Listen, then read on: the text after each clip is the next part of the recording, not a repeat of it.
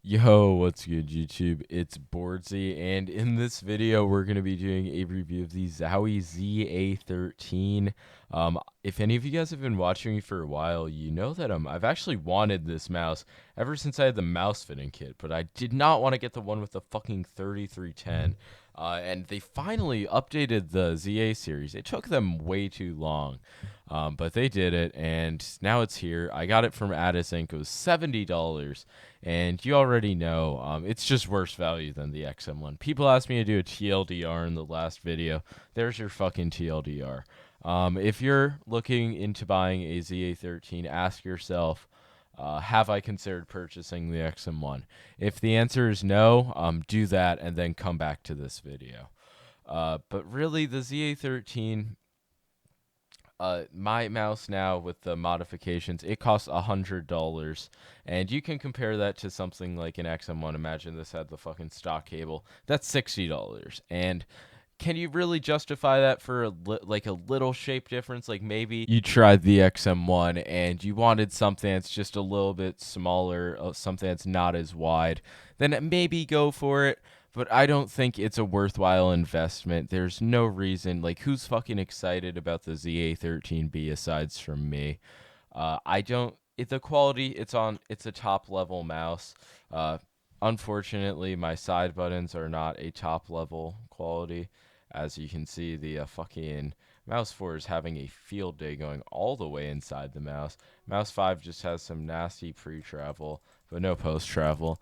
They sound all right. They're pretty light, fairly crispy, like a nice crunchy side button. I wouldn't recommend them for Fortnite though. Like, why would you use a Zowie mouse for Fortnite? But weighs in at 78 grams. It's definitely a bit on the heavier side if you are used to light mice. But if you're used to like Zowie, Rockhat, Endgame mice, you're going to be right at home. Even like the G203, G Pro Wireless. It's in that range, 78 grams. It is the lightest Zowie mouse. The S2's close at like 82 or 83. And it doesn't feel like a brick in hand, but it does have that nice quality. There is no creaking on my copy. I mean, that's what you expect when you're getting a fucking Zowie mouse, though. The side buttons are all right. The clicks,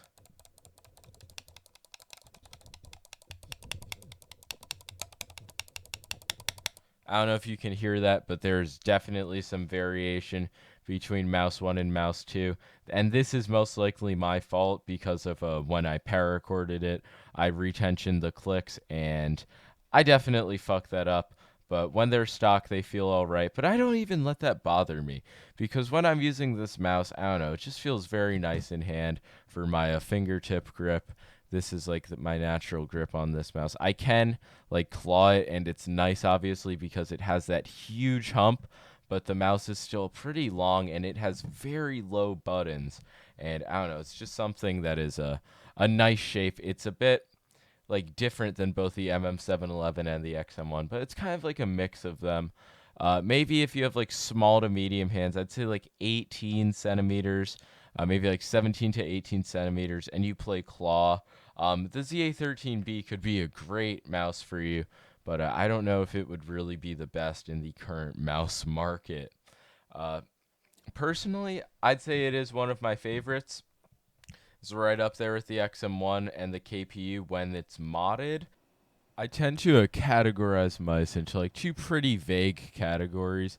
I do like bigger mice and smaller mice, like super small fingertip mice, and then I include everything else that's like above 70 grams and definitely everything that has some weight to it. Like, for example, I have the Hottie S, the Viper Mini, the Ultralight 2. I have those in the same category.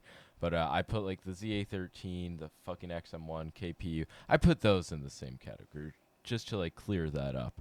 And moving on, we're going to talk about the scroll wheel. And I don't know, this is something that the more I use, it is a nasty Zowie scroll wheel, right? But I don't know, the more I use it, the more I just get used to it and the more I start to like it. I'm fucking Zowie scroll wheel pilled. I never expected to say that.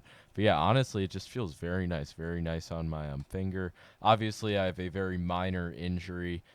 So that is getting in the way of really experiencing the Zowie scroll wheel, but I'm starting to like it. Just insane. The click is fine. The cable, it's nothing good on the Zowie mouse stock, but here I have the Lethal Gaming Gear Zebra cable.